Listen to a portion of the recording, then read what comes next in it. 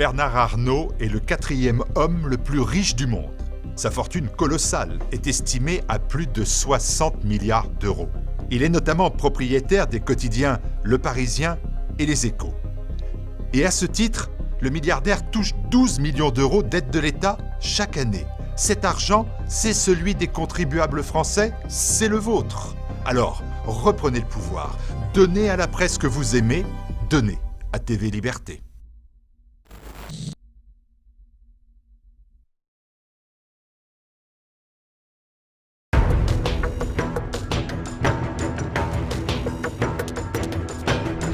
Bonjour à tous pour le Zoom. Aujourd'hui, je reçois Serge Rader, qu'on a déjà reçu évidemment. Bonjour Serge Rader, merci d'être avec nous. Bonjour Iris, c'est moi qui vous remercie. Alors pour vous présenter Serge, vous êtes pharmacien, on l'a déjà dit, vous êtes également spécialiste des vaccins, vous avez publié plusieurs ouvrages dont Raquette des laboratoires pharmaceutiques aux éditions Les Petits Matins, notamment avec Marie-Odile Bertholet-Geffroy et Michel Rivasi, député européen Europe Écologie Les Verts. Et votre dernier ouvrage, c'est Vaccins, oui ou non, au studio Talma, une nouvelle maison d'édition. Je crois que vous avez eu du mal à le faire paraître cet ouvrage. J'ai fait 7 ou 8 éditeurs de mémoire, oui, qui ont systématiquement refusé de le publier.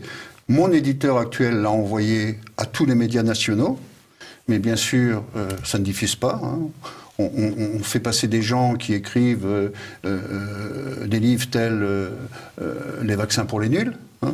À ce propos, je signale qu'il y a, dans le même style, il y a Vaccination, la grande illusion, qui est bien fait, avec des illustrations et tout, et qui est à la portée de tout le monde aussi, hein, dans le même genre du livre de M. Tanguy de l'Institut Pasteur. Donc un peu la vaccination pour les nuls, mais oui, une version alors. Tout à fait. Alors Serge Rader, on se retrouve aujourd'hui, on est quelques mois après l'entrée en vigueur de l'obligation vaccinale imposée par Agnès Buzyn, le ministre de la Santé, puisque c'était à compter du 1er janvier 2018. On va le revoir, on était auparavant à une obligation vaccinale avec 3 vaccins, le DTP, diphtérie, tétanos, poliomyélite. Aujourd'hui, on a 11 vaccins obligatoires pour les enfants. Est-ce que, d'abord, vous pouvez nous réexpliquer à partir de quel âge c'est obligatoire, dans quelles conditions, et comment ces 11 vaccins sont-ils administrés ? Oui, c'est de la folie. Hein. Il faut aussi dire que ces 11 vaccins, qui ne correspondent à aucune justification sanitaire, hein, la propagande autour de la rougeole, on pourra en dire un mot, ont été imposés par le lobby. Hein. Il y a eu cette fameuse réunion à Washington en 2014, où d'abord 10 pays, mais aujourd'hui ils sont plus d'une 60aine, avec des organisations internationales, ont décidé, tout ça sous l'instigation des laboratoires producteurs de vaccins, mais de Bill Gates, du Gavi, hein, c'est une alliance internationale pour la promotion du vaccin, avec la Banque mondiale, avec l'OMS, avec la FAO, enfin bref, toutes ces institutions ont sorti un 4e point sur le GHSA. Hein. Le GHSA, c'est un calendrier dont le point numéro 4 concerne les maladies infectieuses et la vaccination de la terre entière. Donc tout ça a été parfaitement orchestré, et c'est bien pour ça que d'abord l'Italie, il y a quelques mois après, maintenant la France, avec une énorme pression dans les pays européens, sauf la Suède, qui a décrété inconstitutionnel, mais cette obligation est inconstitutionnelle dans d'autres pays, comme en Italie, mais le lobby a fait que on est passé en force. Alors Serge Rader, c'est votre point de vue d'une certaine manière. Vous expliquez que c'est le lobby pharmaceutique qui œuvre pour imposer ses produits, à savoir dans ce cas précis les vaccins. C'est la seule raison. Mais peut-être aussi que c'est tout simplement pour des raisons de santé publique et des maladies qu'on veut éradiquer. Oui, ça c'est la couverture. Quelle maladie ? Les maladies couvertes par les vaccins, en l'occurrence. Oui, on a vacciné pendant 47 ans avec un DTP, diphtérie, tétanos, polio, qui était totalement inefficace. Et il était inefficace parce qu'il n'y avait pas d'adjuvant dedans. D'accord ? Vous pouvez en injecter des litres, ça protège aucunement. Est-ce qu'il y a eu une recrudescence des 3 maladies ? Donc là, vous êtes en train d'expliquer que ça fait 40 ans que les enfants ont un vaccin DTP qui ne sert à rien. 47 ans, de 1961 à 2008, parce qu'on l'a retiré au profit des polyvaccinations qui posent problème, ce sont les polyvaccinations. On va parler dans quelques minutes, j'espère, des conclusions de la commission d'enquête parlementaire italienne qui rendent responsables les polyvaccinations qui ont frappé quelques 4000 soldats italiens de cancer. On parle de cancer, là. Et la commission parlementaire, qui a envoyé ses conclusions d'ailleurs à l'Europe, Pour l'instant, on n'entend pas parler. Les conclusions ont été publiées le 9 février dernier. Alors revenons simplement à ma question initiale, à savoir à quel âge les enfants doivent être vaccinés aujourd'hui selon la loi d'Agnès Buzyn et pour quel nombre de vaccins? Est-ce que les 11 doivent être administrés en même temps? Comment ça se passe? Alors, il y a donc 11 vaccins, 10 injections, donc par rapport aux années 50, hein, parce que on vaccine entre 2 et 18 mois, là, d'accord? Ils prennent 76 antigènes. Dès 2 mois. Dès 2 mois, hein. Même 1 mois, puisqu'on pratique toujours une tuberculose. Alors que l'obligation a été levée en juillet 2007, on la pratique encore. D'ailleurs, il y a encore un enfant qui est décédé au mois de février, à Necker, des suites d'une BCG due au vaccin BCG. Mais c'est pas obligatoire.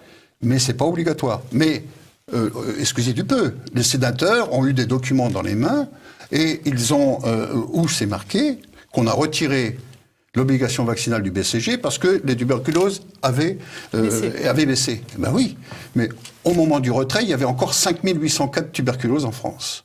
On a retiré l'obligation en 2007, on est à 4600 cas aujourd'hui. Ça baisse de 1 ou 2% par an, avec ou sans vaccin, un vaccin qui ne sert à rien. Moi-même, j'ai été vacciné à 6 ans et à 16 ans, et en faisant un contrôle inopiné, par scanner, on m'a découvert une vieille lésion tuberculeuse à mon poing. Donc on pose des questions, on n'a pas les réponses, c'est ça qui est dramatique. Madame Buzyn dit à la population, les vaccins sont sûrs, ils sont efficaces. Madame Buzyn non seulement ment à la population, mais ce qui est très grave, c'est que la représentation nationale, les députés et les sénateurs ont été complètement manipulés avec des mensonges de ce type, ou d'autres mensonges qui vous disent que les vaccins sont mieux contrôlés que les médicaments, ce qui est entièrement faux, puisque c'est même marqué dans le Vidal, hein, le micelle des médecins. Hein, c'est marqué les épreuves de pharmacocinétique, les épreuves de mutagénèse, de consanguinogénèse, de tératogénèse, c'est-à-dire les malformations chez... Tout ça ne sont pas effectuées avec les vaccins. On les sort en vitesse. D'ailleurs, donc vous voulez dire que entre la mise sur le marché, l'autorisation de mise sur le marché d'un médicament classique entre guillemets et d'une vaccination, d'un vaccin, aucun vaccin, il n'y a pas les mêmes contrôles. Non, aujourd'hui, si le vaccin subissait les mêmes tests que les médicaments, il n'y en aura aucun qui sortait. D'ailleurs, on a donné l'autorisation au vaccin contre la dengue, hein, où 840 000 doses ont été administrées aux Philippines. Nous en sommes à 65 décès. C'est bien la preuve que les tests pré-sortis. Alors là, j'imagine, donc je crois que le vaccin contre la dengue, c'est Sanofi. Oui. Il me semble quand même que 60 cas, sur combien d'administrations? 840 000 doses, oui, mais on ne sait pas tout. On va vous parler de la balance bénéfice-risque. La dengue ferait beaucoup plus de morts, non? Attendez. À partir du moment où vous avez un décès par vaccin, je regrette. On n'a pas à faire d'obligation. C'est aux parents de décider de prendre le risque ou pas. Parce qu'on cache la vérité aux Français. Moins de 5% des effets collatéraux des vaccins sont reportés. Il y a plein des milliers de cas. Moi, j'ai des centaines d'exemples. Alors, comment vous expliquez justement que si peu d'effets secondaires soient reportés? Parce qu'il ne faut pas nuire aux intérêts financiers des cas de grands producteurs de vaccins. Alors, c'est les médecins qui refusent de les reporter ou ensuite, c'est pas classé? Déjà, les médecins ont peur des conséquences. Vous imaginez, si c'est reporté, si c'est réinscrit et tout, la responsabilité pénale. En Italie, par exemple, la responsabilité pénale du vaccinateur est mise en cause. Et on vous dit que les vaccins, les effets secondaires des vaccins, ça n'existe pas. Attendez, c'est la deuxième cause d'effets secondaires. C'est inscrit dans le rapport de l'agence italienne du médicament de juillet 2015 avec 8700 cas confirmés par la Cour de cassation, derrière les anticancéreux, je suppose? Derrière les anticancéreux, tout à fait. Vous connaissez bien le dossier. Eh bien, non, enfin, c'est pas possible, je veux dire. Il faut poser. Le problème, c'est les polyvaccinations. Dans les années 50, il y avait 5 vaccins. Le premier était à 18 mois, c'était la variole. La variole, le vaccin a plus tué que la maladie. Hein. Mais on a attendu 1979 pour le retirer. Mais ça, c'est prouvé, ça aussi, ou c'est Serge Rader qui a fait des calculs Non, Serge Rader consulte les archives. Et donc, ce vaccin, on était à 389 décès entre 1937 et 1989. 53 étaient dus à la maladie, la moitié dans les années 40, l'autre moitié dans les années 50, et 2 cas en 70. Les 336 autres cas de décès, 90% c'était des enfants de moins de 5 ans, étaient dus au vaccin. Ça, vous le retrouvez dans les archives. Donc il faut arrêter Alors de justement, dire... on pourrait se dire, si là, ce vaccin était négatif, on va dire, la balance bénéfice-risque était vraisemblablement négative, longtemps, bien sûr. On l'a retiré. Qu'en 79 ? Si on ne retire pas les autres, c'est peut-être il fallait encore s'en rendre compte. Non, si on ne retire pas les autres, c'est peut-être que justement la balance bénéfice-risque est positive. Aujourd'hui, on ne veut pas, parce que reconnaître ces effets secondaires et tout, vous imaginez, c'est reconnaître l'incompétence des autorités à contrôler la santé publique. Et là, en l'occurrence, il s'agit uniquement de gros sous. Il ne faut pas prononcer la parole vaccin, parce qu'il y a des milliards en jeu. Je ne sais pas si vous voyez, mais en 2006-2007, on était à 7-8 milliards de chiffre d'affaires. En 2012, on est passé à 20 milliards. Aujourd'hui, nous en sommes à 42. Il est prévu 85 en 2025. Jusqu'à quand on va continuer comme ça ? Alors qu'on avait 5 vaccins monovalents dans les années 50, où il y avait quand même quelques maladies qui traînaient. Hein. C'est-à-dire un vaccin pour une injection, en fait. Une injection, variole. Enfin, c'était même pas une injection, c'était une scarification. Et ensuite, on faisait le double vaccin diphtérie-tétanos à 30 mois. Une fois que le système immunitaire de l'enfant, alors que tous les enfants étaient en plus allaités à l'époque, parce que vous voyez, il y a une bagarre entre les deux, entre des enfants qui sont nourris au sein et qui ont les anticorps de la mère, vous injectez des vaccins, bon, il y a une réaction qui se fait, et souvent, d'ailleurs, les vaccins ne prennent pas. Hein. Et là, on balance 76 antigènes entre 2 et 18 mois, 98 pour les prématurés. On fait une double injection hexavalent Prévenard à 3 mois. Non mais c'est de la folie. Et on a quasiment un accident sur 2 cardio-respiratoire chez les prématurés. Attendez, jusqu'où on va là ? Alors Serge, je voudrais qu'on procède, entre guillemets... parler des vaccins obligatoires. On va parler de tous les vaccins obligatoires. Donc on a parlé rapidement du DTP. On va pas rentrer dans les détails pour le moment. On va pas parler des adjuvants, etc. On y reviendra par la suite. En revanche, je voudrais qu'on passe en revue l'intégralité des vaccins obligatoires. Alors pour que ce soit clair, je vais tous les nommer une première fois et puis on va y revenir un par un. Donc il y a le DTP, on l'a dit, diphtérie, tétanos, poliomyélite. On n'en parle plus. Il a été retiré. Là, aujourd'hui, il y a 11 vaccins. Et les 11 vaccins hexavalents, il y en a 2. Voilà. 2 concurrents. Hein, ah oui, non mais vous parlez des... Moi je voudrais de contre quelle maladie il existe les 11 vaccins. Donc contre la diphtérie, le tétanos, la poliomyélite, contre la coqueluche, l'aurore, donc rougeole, oreillon, à 12 et 18 mois. Rubéole, l'hépatite B, qui était déjà dans l'hexavalent auparavant et qui posait déjà problème. On reviendra justement dessus. La bactérie Haemophilus influenza B, le pneumocoque, le méningocoque. On est d'accord jusque-là. Si on peut revenir peut-être un instant sur la coqueluche, je crois qu'aujourd'hui, il y a une grande campagne de vaccination à l'égard des femmes enceintes. On pousse, étant donné que le vaccin ne marche pas à tous les coups, c'est le moins qu'on puisse dire, eh bien, on veut, ça a commencé en Suisse, les autorités commencent à en parler aujourd'hui, vacciner les femmes enceintes, puisqu'on a un regain de coqueluche aussi. Au Brésil, par exemple, où on avait pourtant une couverture, parce qu'on vous parle d'une couverture 95% qui n'est basée sur n'a aucune base scientifique. Et au Brésil, où on a vacciné à 96%, on est passé de 7 cas par million d'habitants à 33 cas.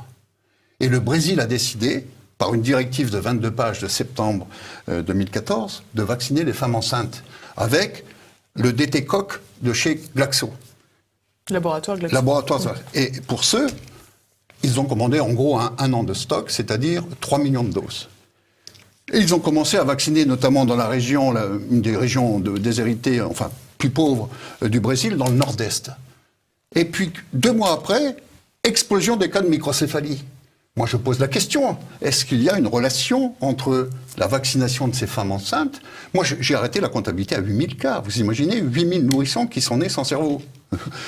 Avec des cerveaux plus petits, microcéphales. Oui, enfin... Sans cerveau, peut-être pas quand même. Non, mais c'est une image. Mais vous avez vu des photos de microcéphales? C'est impressionnant. Donc voilà. Et là, aujourd'hui, on voudrait... Alors qu'on a toujours un décret du 28 février 1952 qui prohibe tout vaccin chez les femmes enceintes. Donc maintenant, on veut les vacciner de la grippe. Déjà, avec un vaccin qui est totalement inefficace, que moi j'ai analysé toutes les cours. On a plus de déchets chez les vaccinés que chez les non-vaccinés. Donc vaccin anti-grippe, c'est vraiment, c'est un pur business. Hein. C'est pas obligatoire. Laissons-le de côté. C'est pas obligatoire. En tous les cas. Mais... on continue l'énoncé avec l'hépatite B. L'hépatite B, on a su qu'elle a posé un problème avec la sclérose en plaques, il me semble. Absolument. J'ai été analyser les courbes de fréquence des maladies consécutives, donc sclérose en plaques, sclérose latérale amyotrophique, lupus, polyarthrite rhumatoïde, etc. On était, vous voyez, on était à entre 2 et 5 cas pour 100 000 sur un plateau. Sur un plateau. On a commencé à vacciner avec l'hépatite B en 1994, explosion de toutes ces maladies. Qu'on nous explique qu'est-ce qui s'est passé comme événement. Mais est-ce qu'il faut établir un lien de cause à effet? Attendez, quand vous vaccinez la moitié de la population française tout d'un coup et qu'on obtient ces chiffres, le minimum c'est d'aller... Des analyses ont été faites, mais on vous nie les évidences. Donc voilà la situation. On ment à la population. Alors pour revenir au vaccin, l'hexavalent. Il y en avait 2 sur le marché, qui sont sortis dans les années 2000. Vous aviez l'Infanrix Hexa et l'Hexavac, qui étaient 2 concurrents. C'est classique, c'est Sanofi et Glaxo en Europe. Donc cet Infanrix, cet hexavalent Sanofi, qui s'appelait Hexavac, il a été supprimé par l'Agence du médicament européenne en septembre 2005 parce qu'il avait entraîné 6 morts subites du nourrisson, attesté par autopsie par le Centre médico-légal de Munich. Pourquoi Munich? Parce que 60% de l'écoulement de ce vaccin s'est fait en Allemagne. Et puis, à parité, en Autriche et en Italie, très peu en France, 150 000 doses. Bon, on a tiré ce vaccin. Savez-vous qu'11 ans après, il y a 2 ans, on l'a ressorti, le même, Il a été modifié? Oui, il a été modifié. C'est la même formule avec 2 fois plus d'aluminium dedans. Il a été modifié. Et qu'est-ce qui engendrait la mort? Est-ce qu'on avait identifié ce qui engendrait la mort? J'imagine que c'était pas qu'il n'y avait pas assez d'aluminium. Les autopsies ont donné les autopsies qui ont été ensuite... Le dossier a été complètement enterré. On disait qu'il n'y avait que 5 microgrammes d'antigène de l'hépatite B dedans, donc c'était pas suffisant, ça couvrait pas assez. Alors qu'on a aujourd'hui un HB-Vax qui est à 5 microgrammes. Le vaccin de l'hépatite B. En fait, on n'a rien changé, mais non, pas du tout. Non, c'était les 6 morts subites du nourrisson. Eh bien, on a ressorti ce vaccin. D'ailleurs, il y a eu un décès au mois de décembre, imputable à la double vaccination, très probable, avec le Prevnar. Vous savez que les 2 vaccins qu'on fait en même temps, à 2 mois, 4 mois et 11 mois, c'est-à-dire ou Infanrix Hexa ou Exion avec le Prevnar, d'après la pharmacovigilance italienne, ça entraîne 3,7 fois plus d'accidents neurologiques. Ça a été, c'est en noir sur blanc dans les analyses de l'agence italienne. Donc, ce que les gens ne savent pas, c'est que cet Infanrix Hexa, il existe un document qu'une amie médecin italienne s'est procuré auprès des autorités européennes, un document qui a été signé par la pharmacovigilance du laboratoire le 16 décembre 2011, et qui indique sur 2009-2011 14 décès et 10 cas de maladie mentale, dont l'autisme. D'ailleurs, ce document a été utilisé par un juge à Milan en septembre 2014 pour rendre sa sentence sur un cas d'autisme de ce vaccin. Mais pire, sur la décade 2010, 2010. Le docteur Pouliyel, membre du comité national des vaccinations indien, pédiatre de fer et responsable du service pédiatrie à l'hôpital du Saint-Stéphane Hospital de New Delhi, nous dit qu'il y a quand même des signaux forts dans le dossier qu'il a analysé. Ce sont tous les rapports que Glaxo est obligé de donner chaque année aux autorités européennes. 73 morts entre 2000 et 2010. Sur les 73 morts référencés dans 41 pays, dont 18 européens. Sur les 58 morts, 58 de ces 73 décès ont lieu dans les 20 jours après la vaccination. Sur ces 58, 54 ont lieu dans les 10 jours. On est à 93%. 49 ont lieu dans les 4 jours. On est à 84%. 42 ont lieu dans les 3 jours. C'est-à-dire 72%. Ce ne sont pas des signaux forts, ça, pour alerter les autorités. Vous savez, on est dans le même cas, les vaccins, que l'amiante. On a mis 50 ans avant de tirer le toxin. Donc aujourd'hui, c'est inacceptable. Parce qu'on a des preuves, on a des études qui commencent à sortir de tous les pays, où la santé des enfants, la santé globale des enfants survaccinés n'est pas bonne. Et lorsqu'on écrit aux autorités, moi-même, le bouquin que j'ai écrit, que toutes les télévisions et toutes les radios, toute la presse a dans les mains, je ne suis pas invité. J'ai remis ça, plus le film dont on va parler, parce qu'il faut en parler. J'ai remis ça à l'Élysée, à Madame Macron. Je l'ai remis à Monsieur Véran, le rapporteur de la Commission des Affaires sociales. Ces gens-là, ils mettent ça à la poubelle. Donc, et quand Monsieur Bourdillon le patron de Santé publique France, de l'INVS, qui était présent à la commission des affaires sociales, vous dit, mais quand même, on ne va pas remettre en cause notre belle industrie pharmaceutique et ses milliers d'emplois. Mais dans quel pays on est? On vous dit qu'il y a des problèmes avec les vaccins. À la séance du 28 septembre à l'Assemblée nationale, dont les débats ont été menés par M. Véran, qui a accordé à mon ami, le docteur oncologue Gérard Delépine, et moi-même 3 minutes, quand les 8 mercenaires de l'industrie pharmaceutique devant nous ont eu 2 heures, et la séance n'a pas été enregistrée. Dans quelle république bananière on se trouve? Non mais c'est complètement fou. Donc voilà, pour la méningite, attendez, il n'y a jamais eu d'épidémie de méningite. On oblige de la méningite, le vaccin de la méningite C. On a rajouté une dose à 5 mois. Vous savez, il n'y a pas un mois de libre pour les nourrissons. Hein. À 5 mois et à 12 mois. Pour quelques cas sporadiques. Parce que des méningites, vous en avez mais des dizaines et des dizaines de cas. Oui, donc ça ne veut pas dire que si on est vacciné, on n'aura pas la méningite. Pas du tout. On peut simplement contre la C, c'est tout.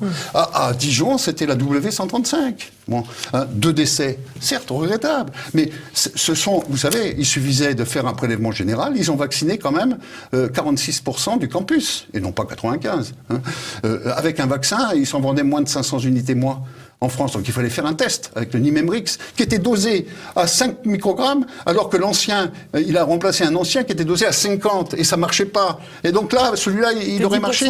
Non, il fallait faire un prélèvement de gorge, et puis les porteurs, vous savez que 10% de la population sont porteurs de méningite B, par exemple. La méningite B, c'est 10 fois plus de cas que la méningite C. Alors pourquoi pas aussi mettre le vaccin? Donc on fait n'importe quoi. Alors à présent, Serge Rader, j'aimerais qu'on revienne sur un aspect qu'on a déjà plus ou moins évoqué, c'est l'aurore et notamment les incidences évoquées par le docteur Andrew Wakefield dans Vaxed, donc un documentaire dont vous avez parlé tout à l'heure. Quelles sont ces études et surtout quelles sont les dernières nouvelles à ce sujet qui ont réhabilité le docteur Andrew Wakefield et ses travaux? Alors, écoutez, ce vaccin, on critique, vous savez, même à la société savante, dans les académies et tout, on vous empêche de parler. Hein.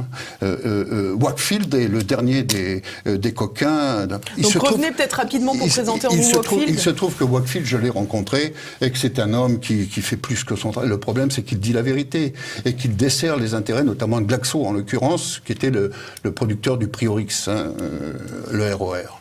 Bon, oui. Donc rougeole, Orion, rubéole. Alors,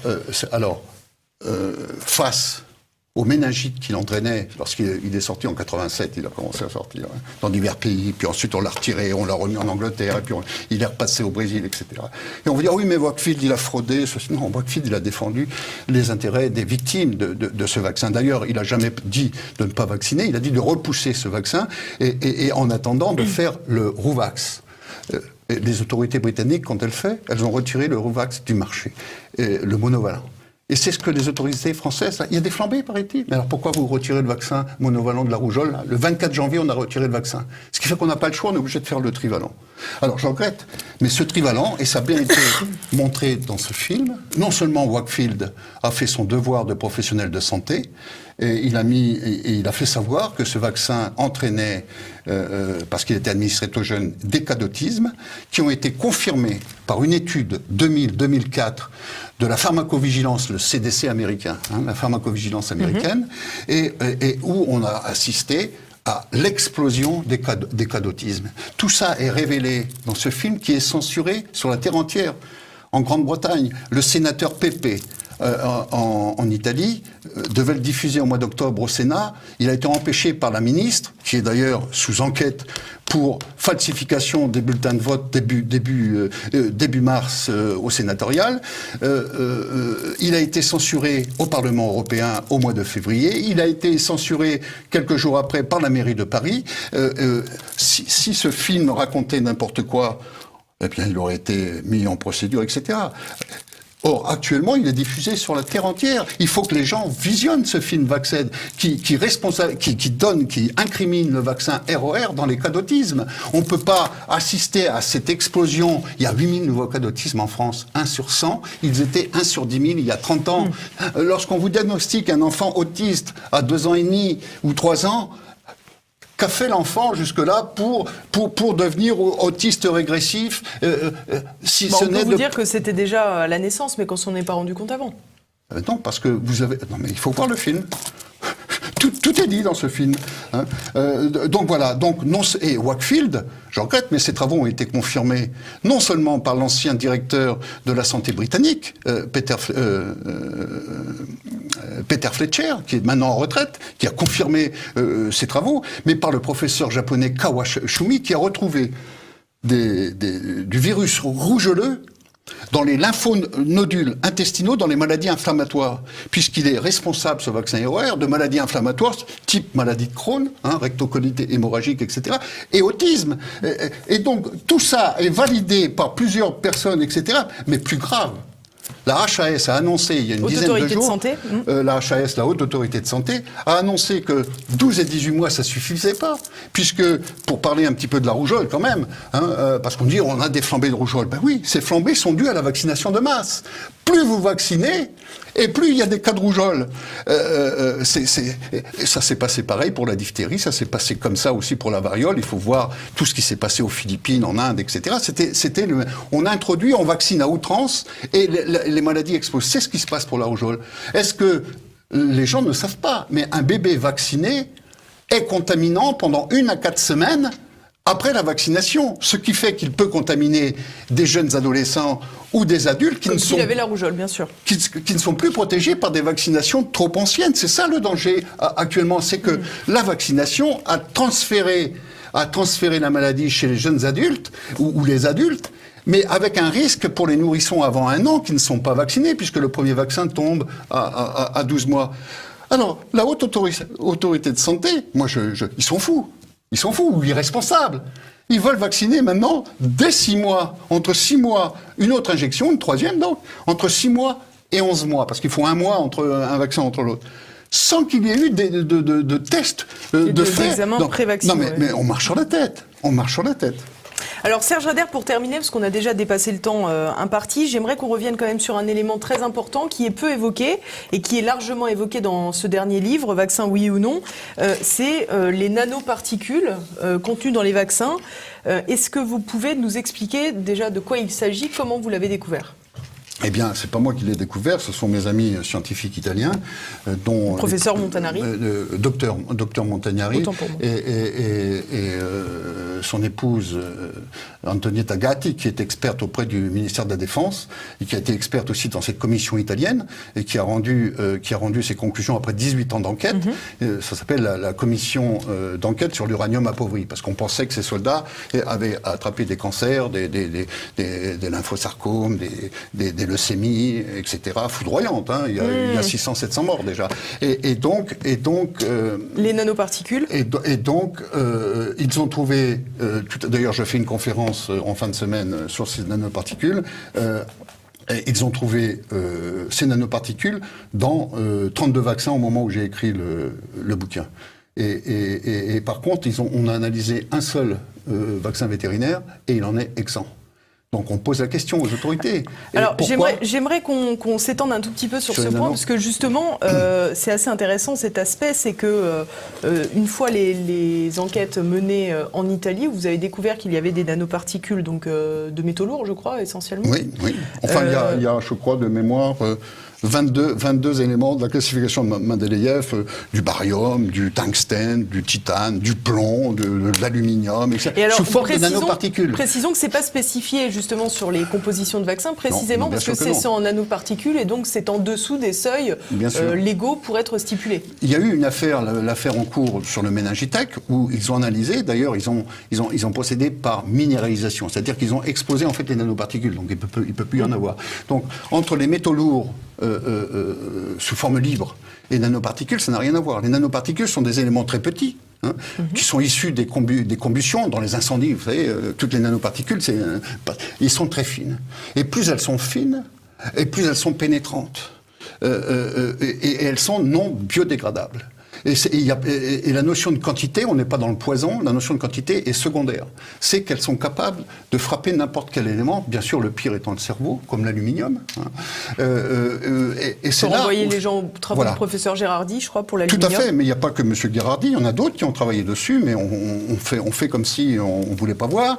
Il y a d'autres, il y a le professeur Exley qui a retrouvé, par exemple, de l'aluminium et sous forme de napalm dans des coupes de cerveau d'enfants autistes décédés et bourrés d'aluminium. Et il en a retrouvé aussi dans les cellules cancéreuses du cancer du sein. Avec, vous savez, qu'on demande maintenant de retirer l'aluminium des déodorants, etc. On le retire des vaccins des chats. J'en ai discuté récemment avec plusieurs vétérinaires et ils m'ont dit, c'est vrai que depuis qu'on a retiré l'aluminium dans les vaccins, on ne constate plus de fibrosarcome chez les félins. Alors justement, pour revenir donc sur cet aspect, donc qu'on comprenne bien, des vaccins humains ont été analysés donc par les médecins italiens que nous avons évoqués. Vous avez voulu faire une contre-expertise, en gros, en France. Vous avez donc donné des méningitech. J'ai donné, parce que je voulais avoir... pour confirmer, faire des contre-expertises. Donc, je me suis procuré 2 méningitech qui étaient hors l'eau qui avait été retiré en 2014, vous savez, parce qu'on avait trouvé des traces de rouille dans les vaccins. Et depuis, le vaccin n'est jamais revenu, d'ailleurs, entre nous. Donc, encore un dossier enterré. Donc des méningitech pour témoins, entre guillemets, parce qu'on savait qu'on allait y trouver de toute façon des nanoparticules. Absolument, oui. Voilà. Enfin, du tungstène, la triplette des aciers inox, c'est-à-dire fer, en tous les cas, des nanoparticules, nickel, ça c'est certain. Et vous avez également fourni des vaccins à destination des animaux, précisément... 5 vaccins vétérinaires. Dont le féligène, je crois, et un PureVax. Non, il y a plusieurs vaccins, 5 vaccins, dont la gamme PureVax, puisque Merial, ancienne filiale Sanofi vendue à Boehringer Ingelheim, fait sa publicité avec ses vaccins, il y en a 9. Il n'y a pas d'excipient chimique en disant ils sont purs. Voilà. Et donc j'ai donné ça à la fac, par des amis professeurs et directeurs de laboratoire de recherche à la faculté à Paris Diderot, qui m'avaient promis d'en analyser au moins 2. Ce qui n'est pas facile, ceci il faut le préciser, ce qui n'est pas facile parce que tout le monde ne peut pas le faire, il faut un matériel très spécifique pour réussir à voir ces nanoparticules. D'ailleurs, la technique d'analyse des nanoparticules dans les fluides ont été mise au point par l'équipe avec la faculté de Parme en Italie. Donc c'est une technique spécifique et que les toxicologues, l'ancienne école dirons-nous, parce que la nanopathologie c'est vraiment un nouveau secteur de cette médecine et ne possède probablement pas d'ailleurs.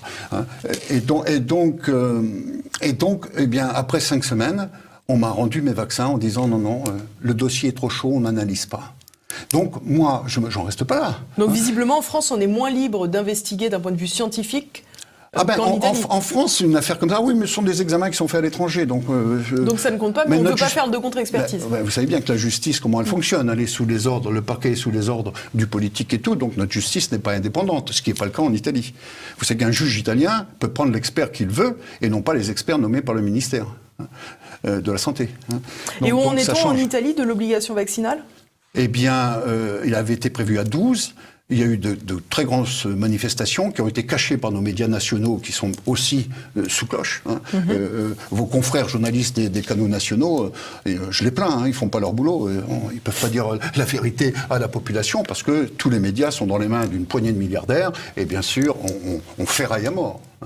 Je vous remercie à ce propos déjà d'exister, et parce qu'il y a aussi un problème avec les médias, parce que les médias couvrent tout ça, alors que en haut lieu, ils sont parfaitement au courant de tout ça. Mais c'est quand même pas normal qu'on bousille la santé, les études italiennes, les études américaines, les études allemandes, qui disent qu'aujourd'hui, les statistiques des maladies, enfin des nourrissons avec des diabètes insulinaux dépendants de quelques mois, des nourrissons, des enfants de 2-3 ans avec des rhumatismes, on n'a jamais vu ça. L'autisme qui explose, et puis il faut surtout pas toucher et prononcer le mot vaccin. Non mais c'est ahurissant. Moi, en tout cas, j'ai le devoir, et j'ai prêté serment pour ça au sortir de la faculté, lorsque j'ai eu mon diplôme de pharmacien, de servir la santé publique. Et vous continuez à vendre des vaccins, Serge Rader ? Écoutez, j'ai vendu des vaccins pendant toute ma vie. sans savoir ce que je faisais, comme tous les pharmaciens de France aujourd'hui, et tous les médecins, ils n'ont pas de formation, et les pédiatres compris. Et ceux qui savent, qui ont pris le temps, parce que pour parler un peu des vaccins, il faut une année entière à temps plein. C'est pas la matinée pour apprendre par cœur un calendrier vaccinal qui font que ces gens-là, non, ils appliquent des consignes, sont compétents. Ils appliquent des consignes. Le ministère, aux ordres de la poignée de professeurs qui sont devenus professeurs en publiant des textes dans des soi-disant revues sous contrôle de l'industrie pharmaceutique, ils ne font qu'appliquer. Alors, il y en a, c'est des ordres, j'applique. Ça a été le cas du pédiatre de mon petit-fils. Et puis, il y en a d'autres qui ont compris que trop de vaccins trop jeunes, ça bousillait la santé des enfants. Eh bien, ou ils sont devenus homéopathes, ou ils ne vaccinent plus. Et il y en a plusieurs, j'en connais plusieurs. Donc voilà dans quel dilemme on est. Il faut vraiment que cette problématique de l'obligation vaccinale, qui est totalement criminelle, il faut utiliser les mots. Hein. On ne peut pas assister à tout ça sans Serge Rader, tout ça pour protéger un lobby. Il y a l'obligation vaccinale, les parents sont soumis donc à cette obligation vaccinale. Avec le chantage à l'école. Il y a des risques puisque, par exemple, ils ne peuvent pas mettre justement leurs enfants à l'école si l'enfant n'est pas vacciné ou tout du moins n'a pas un carnet de santé qui stipule qu'il est vacciné en tous les cas. Absolument. Absolument. C'est vraiment, alors que ça va contre la loi Kouchner, contre le code de Nuremberg, contre les droits de l'homme, etc. On vous impose, et puis quand le problème arrive, parce que, je regrette, j'estime à 5 à 6 décès par an en France dus au vaccin. Toutes ces maladies chroniques, j'en ai parlé avec mon ami le professeur Philippe Even, je lui ai dit, Philippe, moi je suis sûr que si on arrêtait tout vaccin, en gardant quelques monovalents à disposition au cas où, je suis absolument certain que si on arrêtait 2 ans, il m'a même dit 3 ans lui, si on arrêtait 2 ans, on verrait chuter toutes les maladies chroniques de l'enfance. Voilà où on en est. Et on ne le fait pas, enfin, la Commission, elle demande la purification des vaccins, elle demande un maximum de 5 par séance, on en est à 7 à 2 mois, elle demande des pré-examens, elle a dit qu'il n'y a aucun test de tolérance fait dans les formules, plus il y a de vaccins, plus les composants augmentent et en quantité, il n'y a aucun test de tolérance de fait par rapport aux monovalents. Et on fait comme si rien n'était, les autorités, l'État n'assume pas son devoir de protection de la santé publique. Non, l'État protège les intérêts des laboratoires pharmaceutiques. Il faut dire qu'en France, avec Pasteur, et puis avec l'image de Pasteur et avec le laboratoire Sanofi, qui est le 2e fournisseur au monde de vaccins, le lobby est très puissant. Donc il faut que les gens s'assument, il faut qu'ils s'informent. Il y a un site belge qui est fantastique, je donne les références parce que ça mérite, je le donne aux médecins, ça s'appelle Initiative Citoyenne. .be du coup. Pardon ? .be forcément, puisque c'est en Belgique. Ou Initiative Citoyenne, ça sort quand même. Et puis, pour ceux qui veulent marquer le coup, puisqu'on est dans un pays où la démocratie fait défaut, on l'a bien vu pendant toute cette fausse discussion où toutes les idées étaient pipées d'avance, puisqu'on avait décidé qu'on allait vacciner, on allait passer. Il y a un logo qui est fait par une association qui s'appelle ALIS, A-L-I-S, qui s'appelle Vaccination obligatoire, non merci. Voilà. Pour coller sur sa jolie voiture. Voilà.